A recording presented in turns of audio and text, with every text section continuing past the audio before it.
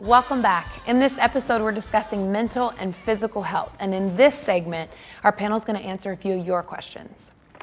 So ladies, one of our viewers has this question. I'm afraid to lose weight because I'm nervous about men desiring me. Did any of you experience that? And if so, what did you do? Absolutely. I think that at a certain point, after I got out of the business and experienced some dating, I actually prayed that I would gain weight because it was attracting the wrong kind of guys. And then now that that's happened, I'm trying to get it back up.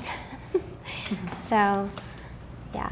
Yeah, I absolutely dealt with that. I've found myself wanting to hide behind weight and feeling so uncomfortable with when men would look at me, even when I would be walking on the street, and also triggering my previous issues with sexual abuse and feeling like ashamed that they were looking at me that way. Therefore, it's my responsibility to change the way I look so that I won't attract that attention.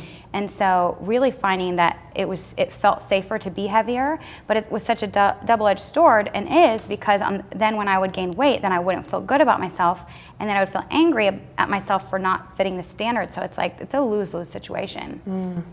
What about you, Bronwyn? I think not so much, probably because I kind of went, by the time I entered rehab in like 1999, I was just over 80 pounds. And I, within 2 years from that, became pregnant with my first daughter, and I almost doubled weight. So for me, it's been the journey of finding a place that I'm comfortable with, not for anybody else's sake, but for my own sake. Because I went from a runt drug addict to this heavily pregnant whale. And so finding that balance in between has taken my biggest girls nearly 11. So it's been a journey. Yeah. Do you guys feel like this is something you are still working on? Is it the mental part that's hard? Like what is so hard about this? I find that I still have to work through it because, when I look at myself in the mirror, I still have this old perception of what I should look like. And so I have to battle that. I literally have to look at myself and be like, if I start to feel that insecurity creep in and that self, just loathing really, I hated myself. I would draw distorted pictures of myself and you're fat, you're ugly, you have acne, your hair is frizzy. That's how I spoke to myself. So I've definitely come a long way, but I literally still to this day have to look in the mirror and be like, you know what? I am fearfully and wonderfully made. I am made in God's image, and I have to tell that to myself because my old self wants to say something else. So good. I had a mentor once who said to me, this is a different context, but same thing. She said to me, for a relationship that I was in recovery, just trying to work it out, hoping for restoration for a relationship. And she said, you have to let the old relationship that you had die so you can have a real one. And so not constantly seeking after what used to be, but being present in the moment and continually striving to be the best that we can be. It's really hard to do that. One more question. So now that, and this is another question from a girl, now that I'm out of the industry, I don't have the time or money to keep up the way I used to look, and I'm having a hard time accepting myself. How can I learn to love myself just the way I am?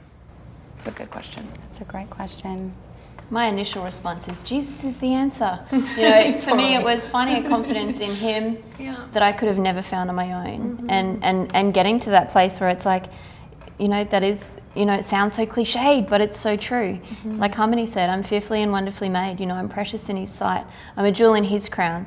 And at the end of the day, when I look in the mirror and if I would ever go, oh my gosh, I used to be 80 pounds, I know that I used to have to take $1,000 worth of heroin to be like that. So I'd much rather be the, happier, healthier version of me. But it's been a journey to come to that place, and I found my confidence in the Lord. And a new standard of beauty. The people that I look up to, and I hate to put you on the spot, but you're one of the most beautiful women I know, and people maybe watching might say, oh yeah, of course she is, because you're beautiful.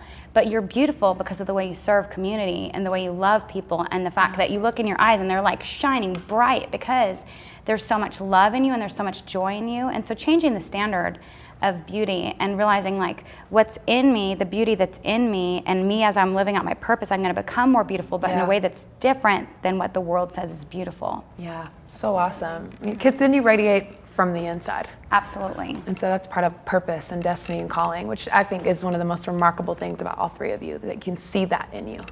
It's awesome. That's all the time we actually have for this episode. So thanks for tuning in to X Girls, and we'll see you next time.